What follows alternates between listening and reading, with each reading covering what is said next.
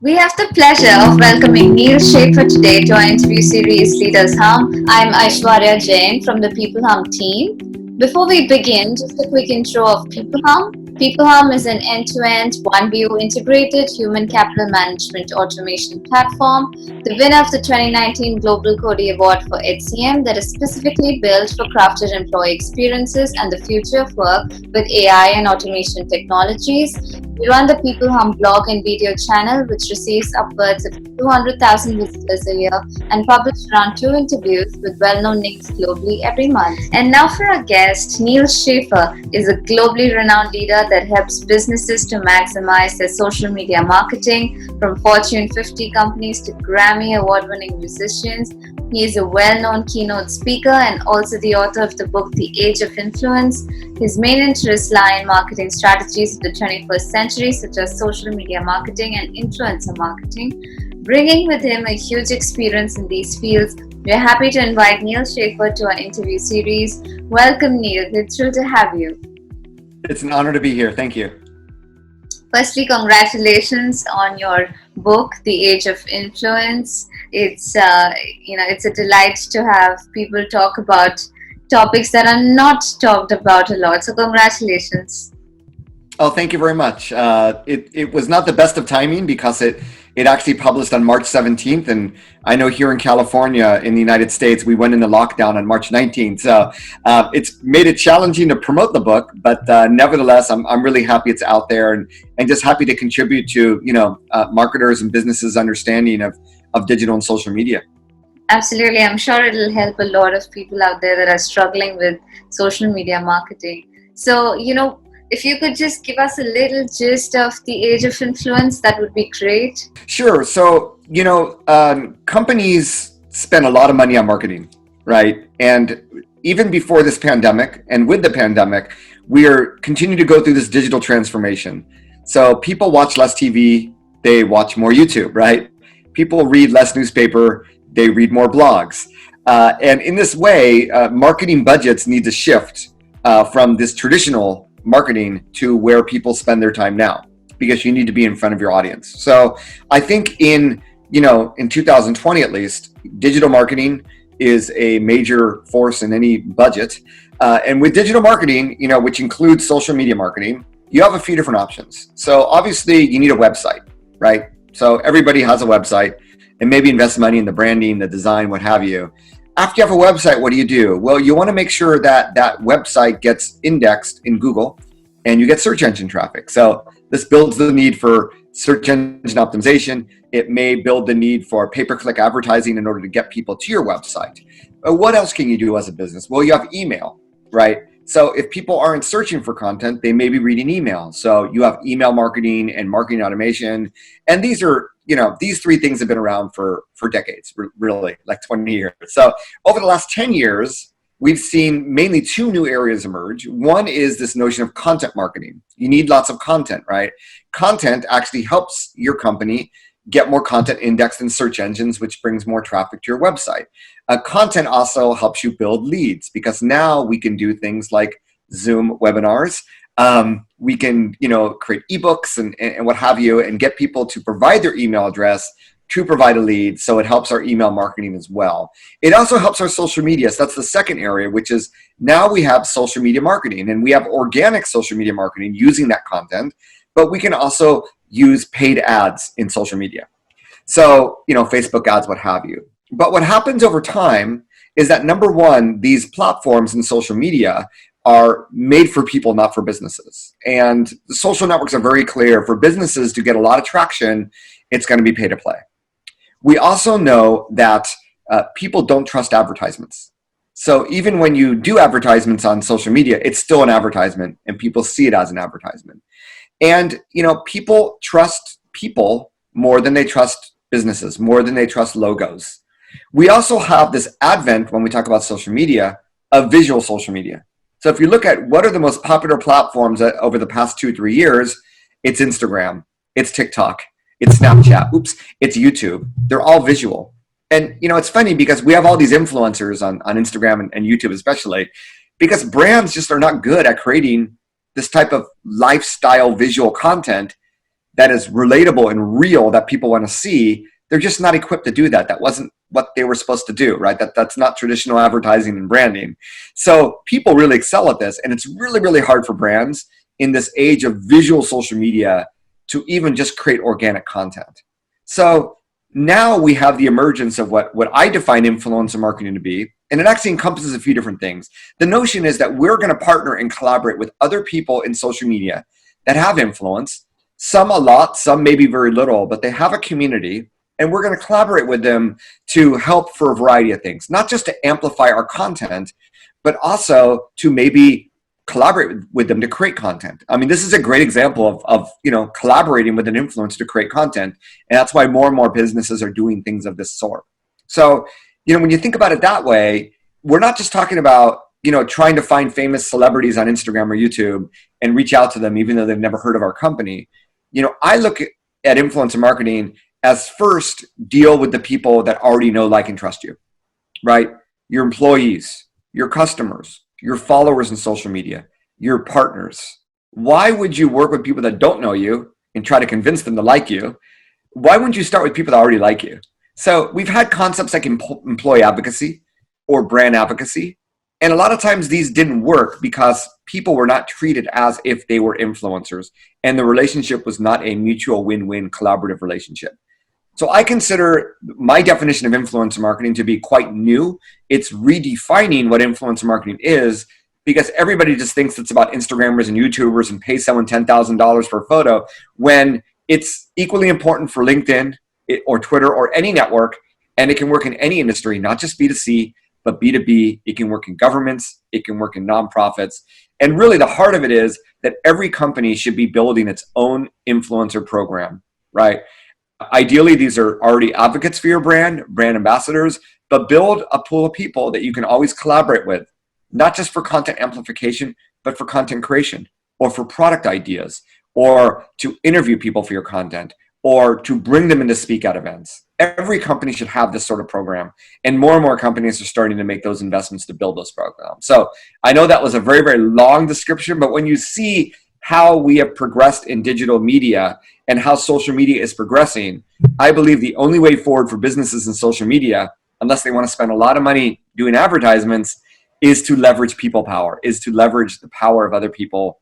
And many of them would love to help if you had the program and you asked them for their help.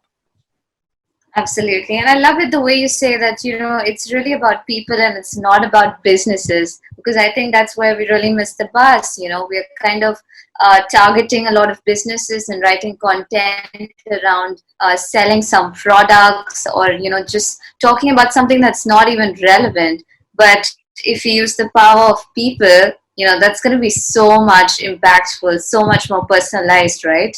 Yeah, we're in our second decade of social media. So I think it's safe to say that most companies just do not create great content for social media, right? I mean, and they're not supposed to. Companies are really good about talking about their products and services, right? They're not necessarily good at talking about what people want to listen to or what they're looking for.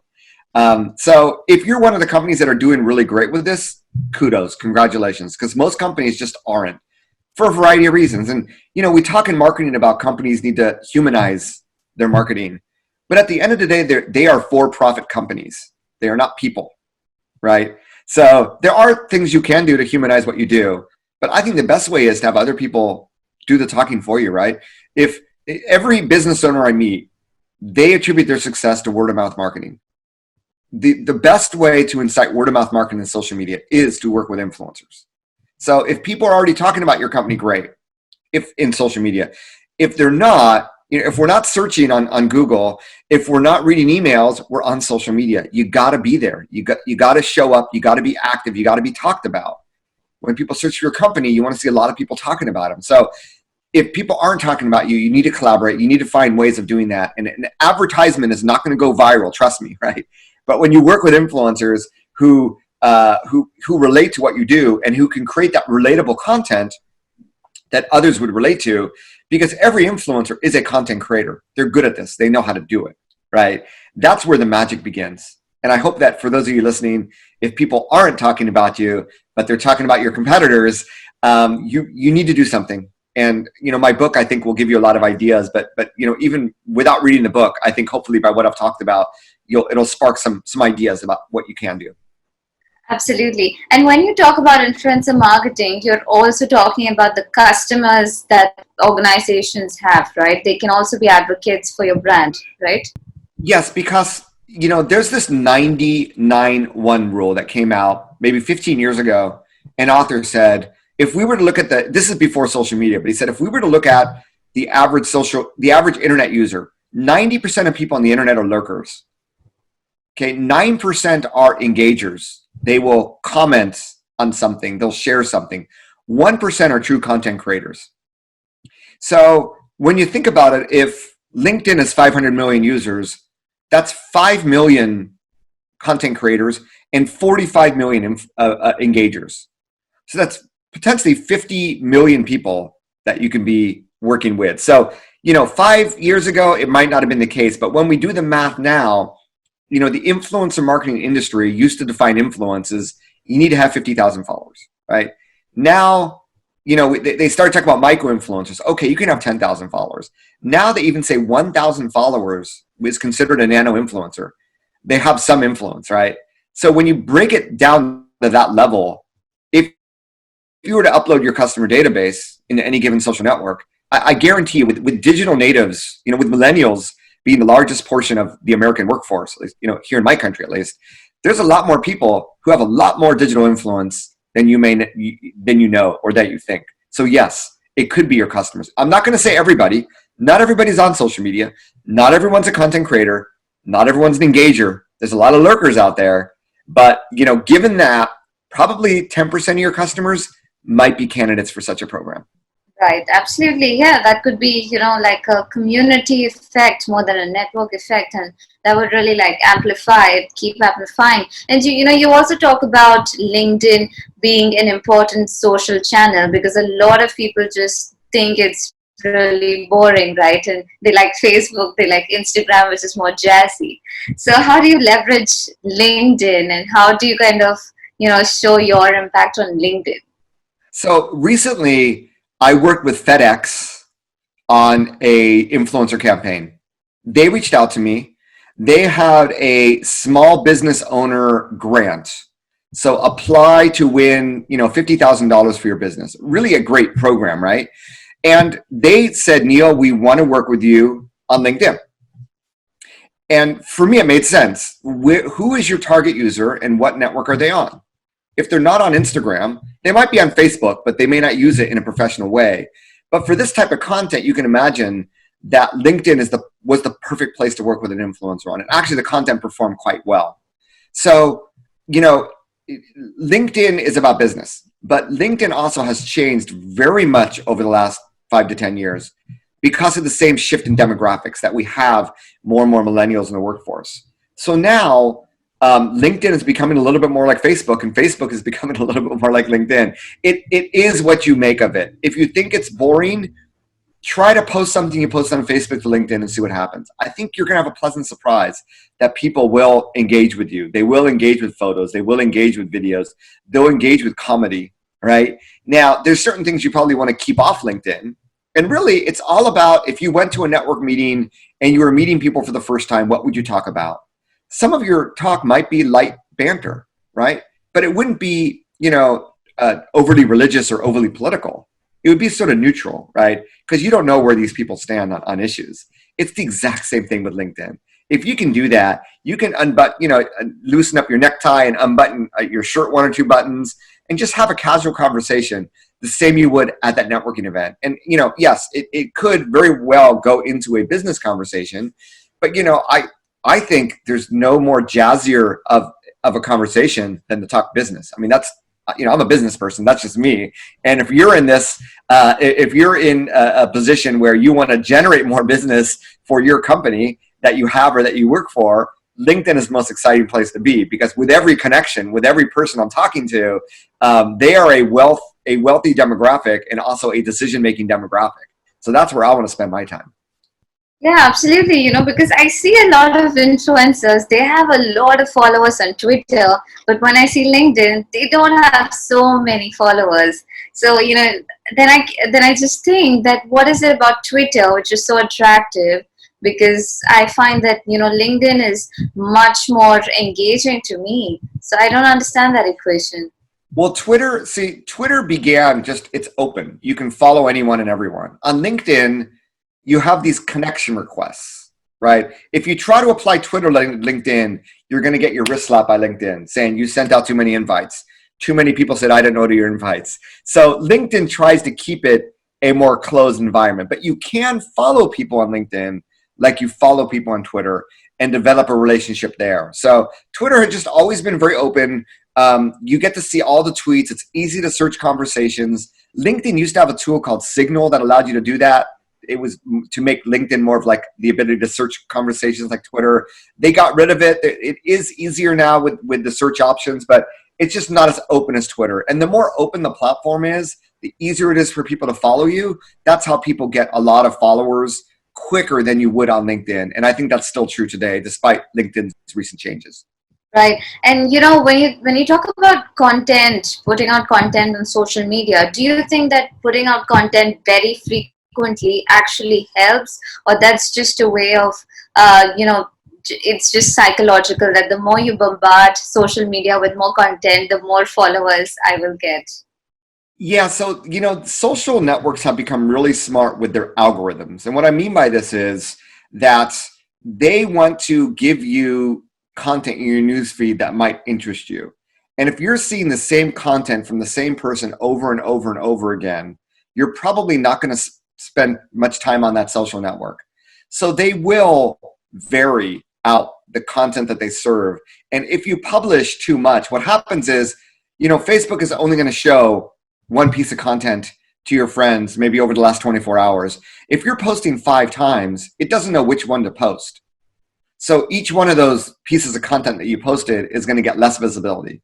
Maybe one will get more visibility than the others, but you're really not doing yourself a service. Unless you find that when you post once a day, it's always getting great engagement, then you may want to post more frequently. But if not, you want to sort of hold back. Twitter is very different. Twitter has always allowed you to publish as much as you want, and the algorithm that determines the frequency is a lot less stringent than it is on other networks, like on Facebook or on Instagram or even on LinkedIn. So I tell my clients, Twitter, you can post a dozen times a day, right? As long as they're spaced out and as long as they have value, it's probably not going to hurt you. LinkedIn, Facebook, Instagram, one a day is really all you need to be impactful and to be successful. And if you find you're publishing once a day and you're getting incredible results, then maybe that's when you want to consider twice a day. But once a day is a very, very good target to have. And I don't think you're going to get punished in any social network algorithm if you publish once a day. Yeah, that's actually quite helpful because I think a lot of organizations really have this doubt of how many times do you post one content, and then they just bombard social media with so many posts, and really nothing really comes out of it. And Yeah, when you do it every day, it gives you the chance to measure and to look at what did well and what didn't do well, which is also important to optimize, because you want to say something as a company, but people are on there to engage with other people, right? So you're going to find that some of your posts do better than others, and you sort of want to hone in on that content and sort of develop it further to get better engagement. So if you do everything at once, you're just never going to know. People are going to think it's spammy. They'll unfollow you. They'll hide your news in their feed.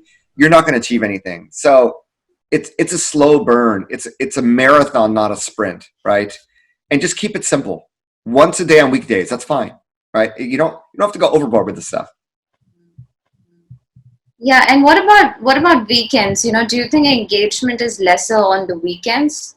I think with LinkedIn, definitely. I would recommend Monday through Friday. Now, with this pandemic, we're all at home working, so weekends might be a little bit better. But in general, there's a lot of people who probably do not use LinkedIn on weekends. That's my guess. So I prioritize Monday through Friday. I will post on weekends because I post maybe 2 or 3 times a day. But a majority of that would be weekdays. Now, there are other platforms like Facebook that do really well on weekends and Instagram. So every network is slightly different. But with LinkedIn, the theory is that when people get to work, they launch their LinkedIn. Maybe like right after the lunch hour ends, before they start work, they'll launch it again. Maybe before they go home, they'll launch it again. So, you have like an 8 to 10 a.m. window, a 12 to 2 p.m., and maybe a 4 to 6 p.m. And if you were to experiment by publishing at these different times of the day over the course of a few weeks, you're going to find which timing seems to work better. But, compared to a Twitter or a Facebook, when you post on LinkedIn, it takes time to get engagement. It might take a day to get engagement sometimes. So it's very different than the other networks. But, try at those different times and see how they work for you. Right, so it's just about experimenting and doing A/B testing to find out what works for you. Exactly. There's no, you have all these experts saying they can promise you this or that. No, because everybody's audience is different and your content is different than anybody else. So the only way to know how the algorithm works is through testing and getting data and continual A/B testing. And in fact, everything I preach about marketing is all about A/B testing. Even if you were to work with 10 influencers, they're all going to deliver different results, right? So you first need data, and you only get data when you experiment, but then you need to leverage that data, right? And you need to act upon what you see and optimize it. And you continue to do that, and then you get greater and greater and greater ROI over time. Absolutely. So there is a lot of analysis that needs to be done when you're doing social media marketing to find out what works for you. If you want to do it right, yes. And that's why there's a whole new, a whole new option for people that are in data analysis to actually join marketing departments. More and more marketing departments are looking for people that can help them spot trends in content engagement, what have you, because not every marketer was built for that analytical part. So yeah, I mean, analytics is more important than ever right now. Right. And what about hashtags? What's the mechanism of hashtags, and does it really help? So hashtags, it depends on the social network. So was your question specific to LinkedIn? No, just overall. Okay, well, you need hashtags on Instagram because that's how people search. They can only find you if they use a hashtag. And Instagram allows you to have 30 hashtags. So the advice is use all 30 of them, right? If they're relevant. So Facebook, I don't think hashtags are relevant. I don't think they ever got they never became popular. So I wouldn't worry about hashtags on Facebook. Twitter, yes, hashtags are important. You can search by keyword, but a lot of people do search by hashtags. So, and that's where hashtags really started, was in Twitter. So, you're not going to want to put 30. I'd say, 3 to 5 really good hashtags are enough. And LinkedIn, my original advice is you don't really need to use them. But what LinkedIn does now is every company has a company page. And your company page is like a Facebook page. You can't engage with people from your company page, right? You can't go out and friend someone on Facebook from your page. You can't, connect with someone on LinkedIn from your company page. But what LinkedIn has started to allow you to do, which not even Facebook allows you to do, is you can pick 3 hashtags that are critical to your company. And now when those hashtags are mentioned in news feeds by people, you can engage as your company in those 3 hashtags. So this is really very, very critical and strategic for companies. If you really want to make a splash and really get out there, choose 3 hashtags and use them to leverage to engage. But also when you publish content in a similar way, where Twitter, I'd say 3 to 5 hashtags. LinkedIn, I'd say 1 to 3. You don't really need to go overboard. You don't need to overthink it, but it's just a natural thing at the end of each post, just to add a few. But I think it's more important from a company page perspective to maybe once a day, maybe once a week, try experimenting with engaging on other people's posts that are posting with those hashtags and see the results. Yeah, that makes a lot of sense. What about these, startups or small organizations that are looking to launch a campaign and they kind of use unique hashtags? Do you think that really works? Yeah, unique hashtags work if you're trying to start a movement, right? So, like the ice bucket challenge or what have you. For most companies, if you're a Coca-Cola and you're doing TV ads and you're using a hashtag, go for it. But for most companies, the idea of a hashtag is it allows your content to be found. So that notion of using a hashtag as one of your hashtags, fine. Maybe some other people that join the campaign will use it. But if you have a specific campaign, I'd say go for it, but don't think that it is going to get you. I wouldn't use it as the sole hashtag. and don't think it's going to get you all the results that you think it might, because yes, it is it adds to the brand of the content, but it's not necessarily going to help you get found unless people are actually looking for that hashtag. Right. And for instance, for my book, I don't even have a hashtag, right? So my book is called The Age of Influence. I use hashtag Age of Influence, but I'll use hashtag influencer marketing way more because I want the content about my book to be found when people do that search. So every instance I use Age of Influence, I'm using influencer marketing. I might also be using marketing book if people are doing so. I might also use just social media marketing, digital marketing. So yes, I might use a branded hashtag, but it's one hashtag of a few that I use together. Yeah, that makes a lot of sense. And I also want to understand about Facebook ads right now. There is a lot of speculation that Facebook ads is, it's just a lot of, it's not really genuine, and you have bot traffic coming on Facebook ads. So is that true? And do you really need to use Facebook ads? So, if you want to incite word of mouth in social media, the best way to do that is through influencers. If you already are using paid media, you're doing Google ads, you're doing other ads, it makes sense to do social media ads because of the targeting options. So, point in case, one of my customers, we're doing a campaign and it's for targeting software developers, right? So one of the things we're targeting is remote software development, and when you do Google ads for these, you get a lot of clicks. But then when you look at the keywords of people, if you choose broad match, people like remote TV controllers or completely irrelevant things. And obviously you add negative keywords and you optimize, you try to do your best. But there's always going to be a sense, it's always going to be hard to 100% target the best person just by keyword. And if you just do exact match of very, very niche keywords, it's not going to be a lot of volume. So, Google, we know people are searching for something to buy on Google. With social media, it's different, right? They're not searching for something to buy. But with a LinkedIn, it's really powerful. If we want to sell into an organization, right, we can target, VPs of engineering or CIOs at every company that has over 100 employees in the United States. That is what you can do with a LinkedIn ad, which is really powerful. With a Facebook ad, if they've liked our competitor page, right, we can target them. If they have a certain interest, we can target them. But really, where the money is at with social media ads, including Facebook, is the ability to have custom audiences. We can upload our email database, and we can advertise to these people on social media, on Facebook. We can retarget those that have come to our website. We can build lookalike audiences. So if these are the people that come to our website, Facebook will say, well, here's 1 million other people that are very, very similar in demographic that might be interested in your product. So it is a very, very powerful mechanism. Don't get me wrong. As influencers have their value. Paid social, as we call it, including Facebook ads, has its value because of the targeting function and because we know that in sales, it takes multiple touches in order to convert someone. So this notion of sort of retargeting people that are on your email list, retargeting people that have visited your website, you're building those touches. And that's why that's why paid social Facebook ads, when you do it right and you reach the right people, and it can be very, very cost effective. Understood. Got that. Yeah, that's really insightful. And tell me, Neil, when you have to kind of put out content which relates to all generations, right? The baby boomers, millennials, Gen Z.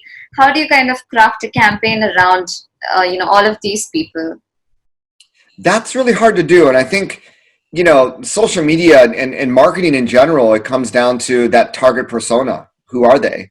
So if you have multiple personas, like many companies do, you're going to have different types of content. Just like you might have different categories of content if you offer multiple products and services. For each one of those products and services, you're probably going to create different content based on the target persona. But if they're millennial, you might just focus on Instagram to engage with them. If they're a baby boomer, you might just focus on LinkedIn or Facebook. So if they're Gen Z, you might just focus on TikTok. So, based on that target persona, You might just say on Insta, we're just going to use Instagram just to engage with millennials. And a lot of consumer brands do that exact same approach. So it's not about creating one message and posting it everywhere, right? That's not going to work here. So you tweak the message for each demographic, but you also tweak the social network in which you post on for each target persona and demographic as well. Right. And when people try to create personas, which is really fake, it's just somebody who's really very ideal and has a universal name. Does that really help? It helps as a starting point. If you don't have a plan, you're not going to succeed. So start with that idea and try to speak to that person in every post that you make and in every ad. And what's going to happen over time is you begin to get some analytics. So the ad platforms will tell you these are the people that are clicking on the ad. You're going to see in your, hopefully your leads or in your email database, or when you get customers, you're going to start to see who are the demographics that engage with that the most. And are they aligned with the target persona or are they not? And if they're not, you may want to redefine that target persona. I thought this was our target audience, but we're really getting a lot of business with this target. Maybe they were 5 years old or 5 years younger. Let's refine that target persona that we were targeting. So I think it's a great place to start, because if you have no place to start, who are you going to talk to in your messaging? So it's great for that, but I wouldn't just stick to that if you see the results coming in to be very, very different. And that's why, just for the sake of A/B testing, you probably want to have target personas, right? So that you can do that A/B testing and find the perfect one. Right. So you can basically look at data and look at how people are engaging with that persona, and then kind of analyze and see what's best for you. Right. That would be my approach. Right, got it. And you've been to a lot of countries, Neal. So do you think that it's kind of different? It's spread out, the social media strategies that people use in different countries? Yes, I think that social media is global. Social media, as people doing it, is a global thing right now, right? But based on the country, people do use it differently. And one great example, because I do a lot of business in Japan, is that LinkedIn just never became popular there. So professionals use Facebook as if it was LinkedIn.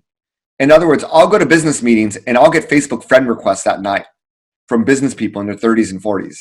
And it blows the minds of people when I tell that to them in the United States. But this just goes to show that every network is used differently.